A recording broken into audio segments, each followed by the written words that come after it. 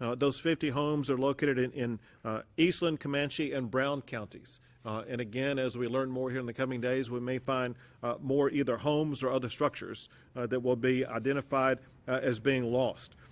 Because of these damages and because of the need for these communities to be able to respond to these damages, I'm at this time going to be signing a state proclamation, making it a disaster declaration to assist all of the local counties that are currently affected, as well as additional counties that may be added.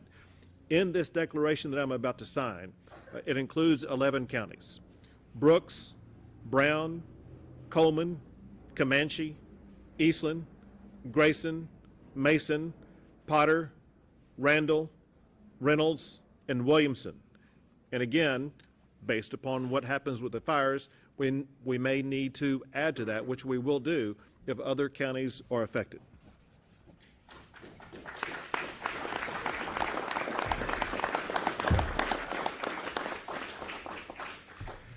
Now,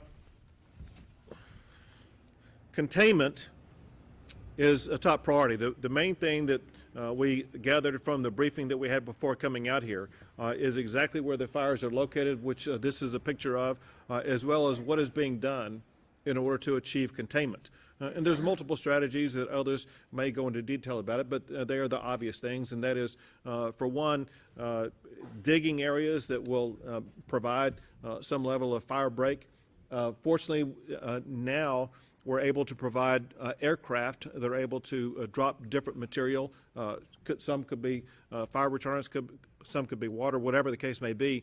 It's my understanding that early on that was not possible because of high winds that made it either ineffective or incapable for the planes to be able to fly. Now they are able to do so, and that tool and strategy should remain available, if not increase, here in the coming hours to help be able to combat this fire.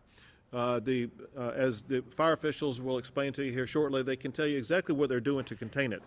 Bottom line is that they are now able to establish effective strategies to begin and to increase the containment. However, we cannot underscore enough that there is danger that remains in the surrounding areas, and one reason for that ongoing danger is in part because of the nature of the ground at this particular time, which is quite dry, but also in part because of the ever-shifting winds. And we need to understand that part of what we're fighting is the fire, and part of what we're fighting is the weather and the winds. But the firefighters understand that. They know ways to be able to deal with that, especially now that they do have some level of containment. Importantly, one thing that we see happen in Texas whenever challenges like this arise is that Texans come together and respond together and help each other. And that's exactly what is needed now. When you consider those who are without a home right now, they need a place to stay. They need care provided to them. And I'm proud that there are shelters that are open, and I want to list them for you so that you'll be able to share them with others who may be losing a location, or they may be looking for a location. There are many shelters that are open right now. One is First Baptist at 405 South Seaman here in Eastland. Another is River of Life Church, which is at 1247 East Main in Eastland. Another is the Myrtle Wilkes Community Center at 1498 I-20 in Cisco, Texas. And then another one that's opening up is Gorman Community Center, 118 South Kent in Gorman, Texas. There's also a location where all the volunteer organizations are working together, organizations like the Red Cross, for example. At this location I'm about to tell you about is also where people would go if they are seeking to sign up for relief that they could be able to receive from either the federal government or the state government or local government agencies. And this is found at Siebert Elementary, which is at, I have, what's that address? 100 Little Meadow? Little Maverick Trail. 100 Little Maverick Trail in Eastland. So the Siebert Elementary at 100 Little Maverick Trail in Eastland is where those folks are located. Also important when we're dealing with fires in rural areas like this is what's happening to all the animals and all the ranches around the entire area. And so there is a location for that where hay and feed can be obtained, or the resources can be obtained, or people may actually need to deliver animals to this location. It's at the Cattle Exchange at 9009 I-20 in Olden, Texas. And I think that's all I have at this particular time. I do want to express my gratitude once again for all of the officials who are working together, but most importantly, for the people who are standing behind the cameras, the residents and people in the area who've been whose lives have been disrupted, who are working around the clock to save their homes, save their property, save their friends, and put families first and put lives first, which is most important, and then protecting property. At this time, I'd like to call on the Eastland County Judge to share more information about what's going on, and then we'll have others provide additional information. Well, thank you, Governor Abbott, and I very much appreciate you being here today. Thank you, everyone. Thank you for helping us push our message out. I can't say enough about our local responders, fire, law, and EMS, volunteers, mainly for fire departments, did an absolutely amazing job last night in containing the fire as well as we could. We did lose a lot of carbon Texas, as those of you that have been down there have seen. It's devastating. And then the area between Carbon and Gorman looks like it did when I was a kid. It was just all peanut land. The vegetation's gone. It looks like some kind of lunar landscape. It's just an amazing amount of devastation. But because of our first responders calling out and being available and doing what they always do, both local and state, we're able to get a handle on this. If the weather would cooperate, we can get things put out. As Governor Abbott said, we did not have the right kind of wind speed yesterday to get the aircraft up and going. They were out some today helping. What we really need is about a good 6-inch rain, and followed by another good 6-inch rain. But I want to thank everyone for being here today. With that, I'll turn it back over to you, Governor. Thank you very much. Thank you, Judge. And next, I'd like to call up Fire Chief Williamson to tell you more about what's going on from his perspective. First of all, I would just like to say thank you to all the resources of the state that came in and helped. Our local resources are taxed, we're fatigued, and we're spread thin, and the state has come in and shored us up, and we just can't thank them enough. I want to take the opportunity to thank Governor Abbott for his display, for his compassion for our community and our area by making a presence here today. One other thing, I'd like to thank the community. The donations and the support is overwhelming, and it doesn't go unnoticed. We thank you so much for that, and it's truly appreciated. So we are working diligently. We have crews out right now to capture the containment, and working to try to prioritize your needs and respond to those areas. So we are listening and trying to be a support to you guys back as you've supported us. One message that I would like to exaggerate and express is that we are not out of danger yet for our high hazard fire risk. So we just ask that the community take real sincere caution in your outdoor activities and practice fire safety, and just help us help you by being safe and cautious. Thank you. Thank you, Chief.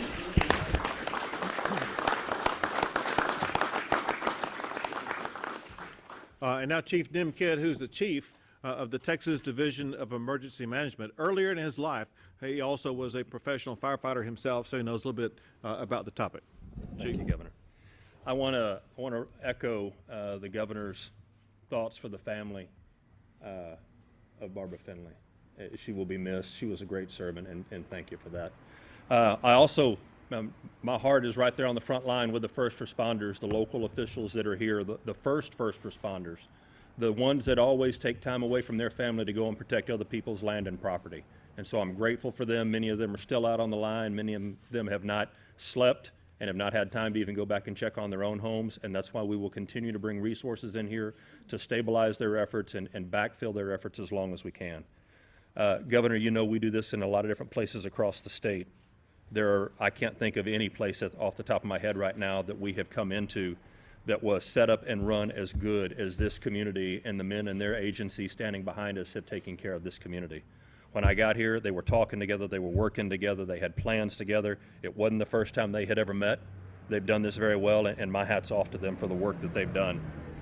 I want to thank the volunteers that are continuing to come in, not just the firefighters, but all that will continue to come in to support the cleanup and the rebuild effort. And it will be a big effort, especially in the community of Carbon. It will be a big effort there. We want all of those that are coming in to volunteer to register at the Volunteer Reception Center. That information will be posted. We don't want spontaneous volunteers coming in, showing up, just working at homes. We want them working with the local community side by side. As the governor mentioned, we have two different types of donations right now. One is for the humans and the families and those that have lost or been impacted. The other is for the livestock. We're going to continue to post that information on our website. We'll ask the city to do the same thing so that there's one place for that to happen. For those that have lost their homes, there is safe shelter tonight. We're working with the Red Cross also for hotel rooms, but there are safe shelters. Nobody should be sleeping in vehicles right now. Everybody should have a safe place to stay. And then I finally want to reiterate Chief Williamson's comments about we are not out of this weather pattern yet. And the last thing we need is a new start on a new fire that pulls firefighters away from the existing resources. So please encourage the community to continue to use caution and be fire wise. Thank you. Thank you very much.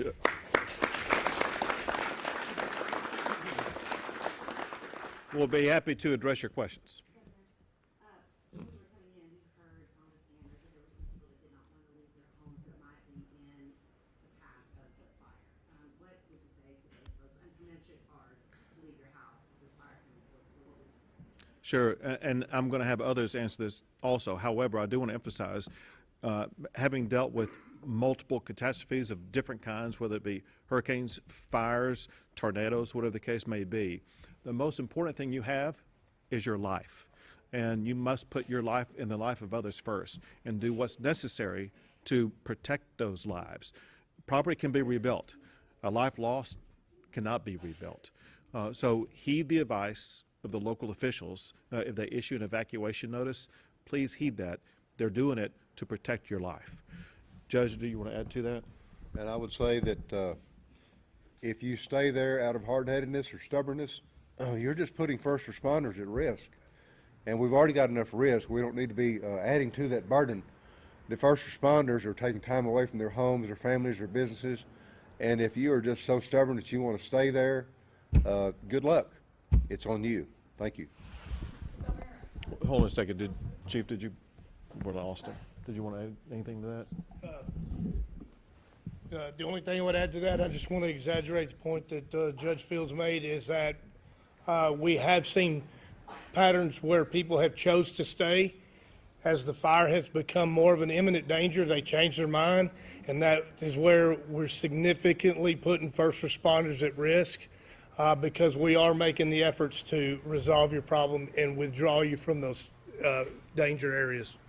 So I'll come to you, but let me add this. This is very important. And as we discussed in a meeting before coming out here, there were changes in the winds overnight, and the changes of the winds causes the fire to go in different directions.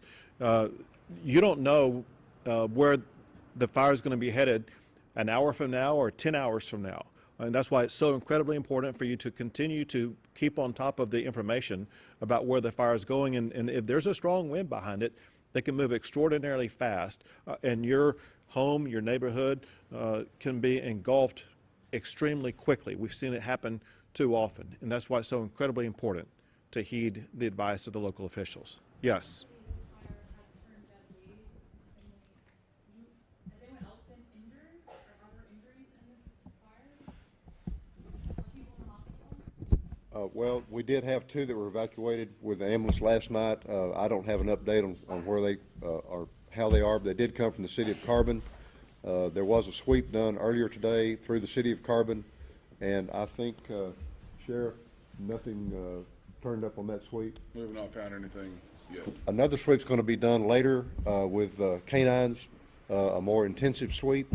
So far, we haven't found anybody else that's missing, besides, of course, Sergeant Finley this morning. And beyond that, we are trying to keep everybody as safe as possible. But I would advise you not to go back into the area down there unless you are a resident of Carbon. Don't go down there. Late last night it was contained at 0%.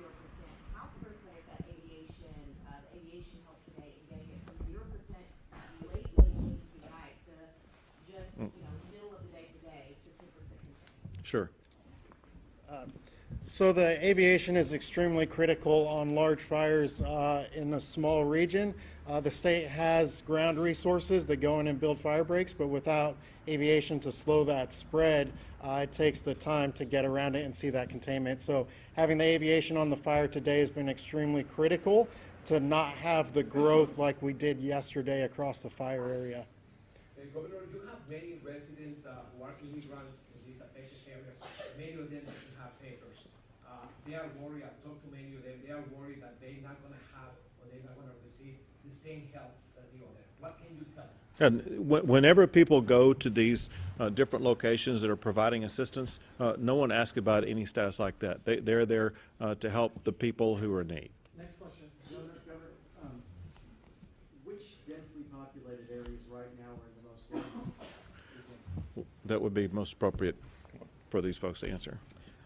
So currently the two communities that are at risk would be Rising Star.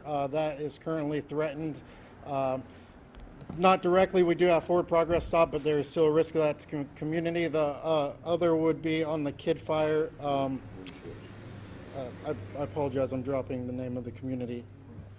Gorman, thank you. Gorman, we did impact that community last night at about 4 a.m. We did not lose any homes there, but throughout the day we've continued to impact it, and we still have resources there. Do you want to add to that? All right. Will we see any additional recognition for Deputy Finley, flags at half staff? So flags are ordered to fly at half staff already, but there will be additional recognition at the appropriate time. Two more questions? How long can you, the state, or local officials sustain the current resources before it really becomes a problem? So resource-wise, the state is able to provide more than resources than will be demanded by this fire event. And we will continue to provide those resources to local officials as they need them. Governor, are you worried about perhaps burning out some of your firefighters? This is the very beginning of fire season, and for the task force, and especially A&M, these firefighters have been out since January, and we're still early on. Come July and the summer, where do you think they're going to be standing in the middle of that time? Well, one good thing about Texas is because of the size and the mentality of the people in our state, there are so many firefighters and others who are volunteering to step up to aid those who are working 24/7 right now. And we know they have the capability, the professionalism to, on a moment's notice, come to some place like Eastland and make sure that they're going to be protected. One thing that we did discuss in the room before coming out is there was the ground situation that would be such that it would potentially lead to a fire. One thing that would resolve it would be rains that typically come with the springtime. The hope was the spring rains would arrive before the fires did. That did not work out. My point, however, is that there is the anticipation of spring rains coming that should lessen the possibility for future fires, at least in the short term. Great, thank you. Thank you all very much.